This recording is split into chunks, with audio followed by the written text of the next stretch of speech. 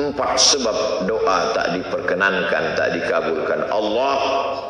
Dan kita sampai hari ini alhamdulillah tidak memakan makanan haram.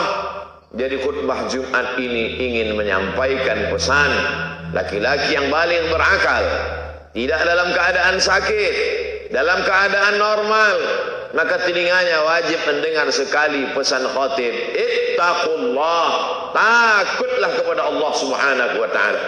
Ayyuma lahmin, setiap daging di badan, nabata min haramin, kalau dia tumbuh dari yang haram, fannaru aulabi, tempatnya lah neraka jahanam. Mengapa Allah ciptakan hewan-hewan yang haram?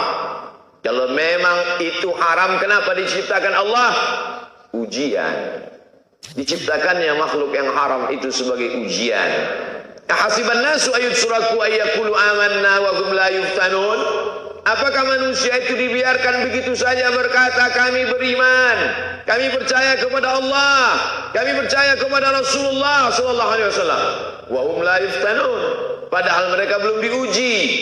Ujian bukan hanya kebakaran, ujian bukan hanya pandemi corona, ujian bukan hanya sakit, ujian bukan hanya demam, ujian bukan hanya rugi.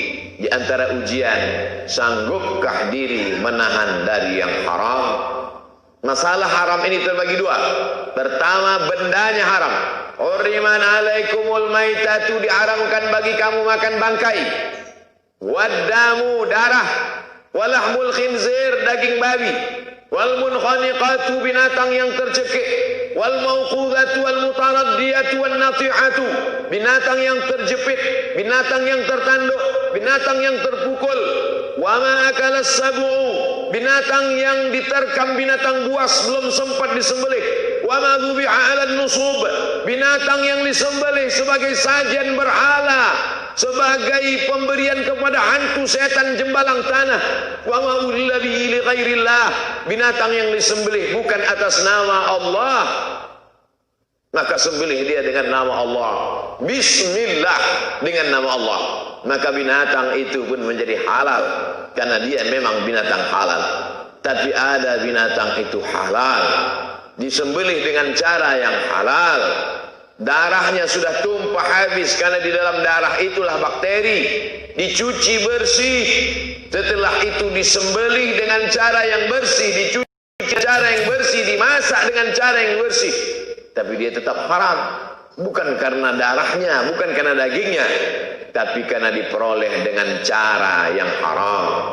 Dalam Islam, kenapa kau dapatkan ini? Karena hadiah, halal.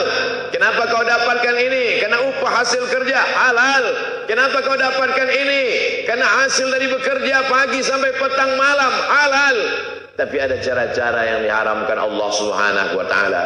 Kita dapat, kita peroleh, kita kaya bukan karena ridha Allah, dan itu juga bagian dari ujian. Banyak orang yang sabar ketika diuji sakit. Mana buktinya? Pergilah kita ke rumah sakit.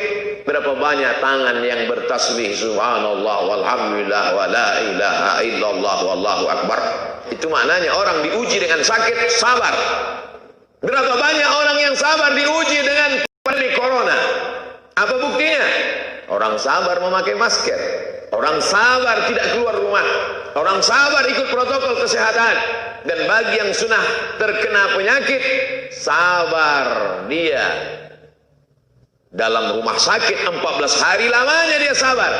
Itu menunjukkan orang sabar karena pandemi. Tapi tak banyak yang sabar ketika diuji melihat peluang mendapatkan suatu nikmat dunia, padahal sesungguhnya dia hanyalah segumpal neraka jahanam. Oleh sebab itu sabar yang paling tinggi bukan sabar ketika sakit, bukan sabar ketika mati, bukan sabar ketika musibah. Sabar ketika gempa bumi, sabar ketika meletus, sabar ketika tsunami. Itu sabar level paling bawah. Sabar yang paling tinggi adalah sabar menjauhkan diri dari yang haram, padahal peluangnya ada, kesempatannya ada. Kenapa tidak kau makan? Kenapa tidak kau ambil? Kenapa tidak kau manfaatkan? Jawabannya, inni akhafullah, aku takut kepada Allah Subhanahu wa taala. itulah orang puncak kesabaran. Makanya dikatakan dalam Al-Quran, innallaha ma'as sabirin. Allah bersama dengan orang yang sabar. Sabar yang bagaimana? Dia merasa bersama dengan Allah. Kalau aku ambil, aku makan, aku berikan ke anak istriku, aku belikan ke rumah kendaraanku, dia tahu innallaha ma'as sabirin, tapi Allah bersama aku. Disitulah makna percaya kepada yang gaib.